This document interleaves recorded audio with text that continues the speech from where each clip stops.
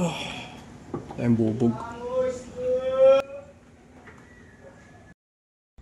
So, in-inspect nila yan. Okay naman siya. Wala naman ng problema. Pero syempre, may assurance pa rin na kung ano mangyari, pwede naman nilang gawin yan. The next day. So, nandito kami ngayon sa Aguila Glass San Pablo para magpa-install ng door glass para sa aming Isuzu MUX.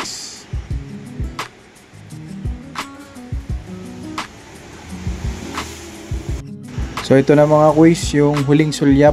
Mamaya tatanggalin na yan at papalitan na ng bagong salamin. Okay, so ngayon tinatanggal na ni Kuya yung mga panel para matanggal mismo yung door sidings. So medyo tricky lang siyang tanggalin at saka medyo matigas yung mga clip na tinatanggal niya.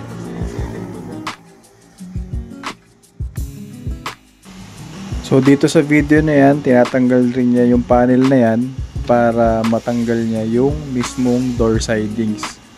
So ganyan, yan ang ginagawa niya ngayon.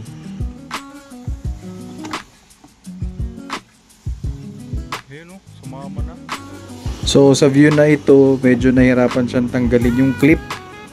Kaya ganyan, pero syempre iniingatan din niya na wag masira yung mismong mga clips. So dito naman pinapakita ko na yung mga natirang debris na nabasag na salamin dati. So ayan siya.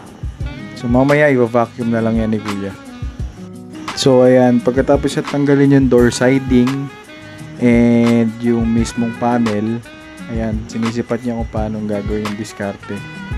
So ayan na, kinuha na yung mismong salamin and dito try niya nang ipasok dun sa mismong slider ng bintana. Okay, so panibagong diskarte nilagay niya naman sa labas. So panibagong diskarte yung ginawa niya. Sa labas niya kinuha at ipinasok niya dun sa mismong window slider mechanism. So ayan, sinusukat-sukat niya lang at sinusubukan niyang i-slide, and then may mga gagawin pa siya dyan.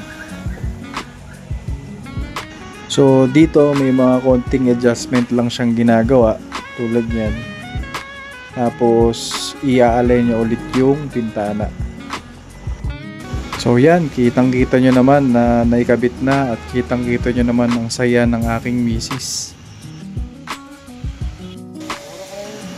So ayan, tapos na ikabit yung salamin at ngayon bino-vacuum niya na yung mga natirang debris dun sa loob ng door shell.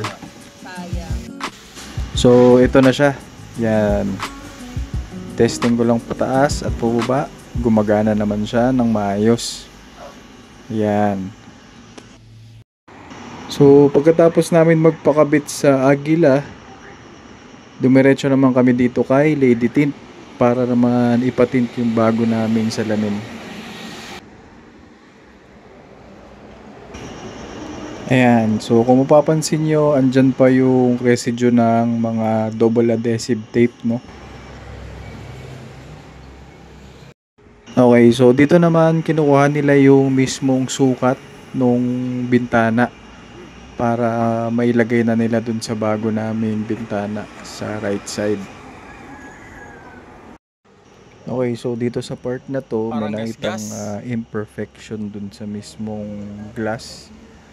So minimal lang siya na imperfection habang nililinis niya yung door glass. So ang kailangan kasi dito is sobrang flat ng surface para walang bubbles yung ikakabit na tint. And by the way, ang gamit pala nila ditong sabon is yung Joy at tapos may halong tubig. So meron silang plastic scraper, tapos meron din silang squeegee na gamit. Sa part na to, yan, ini-spray na nila yung tint, pati yung mismong salamin. Para pagkakabit, madali lang nilang i-adjust yung mismong tint.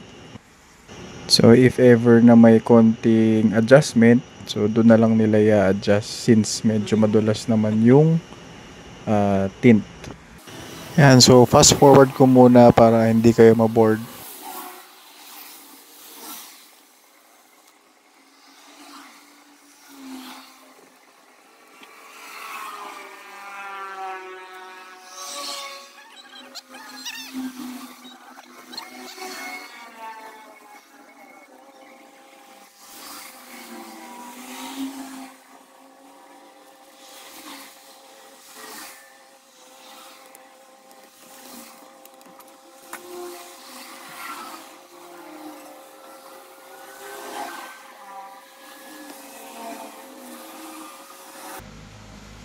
So, ayan, tapos na niyang ilagay at lapat na yung mismong tint.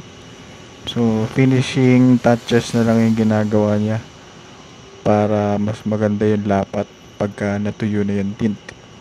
So, ayan na ang finished product ng pagka-install ng tint. So, ayan, please like, share, and subscribe. Bye-bye!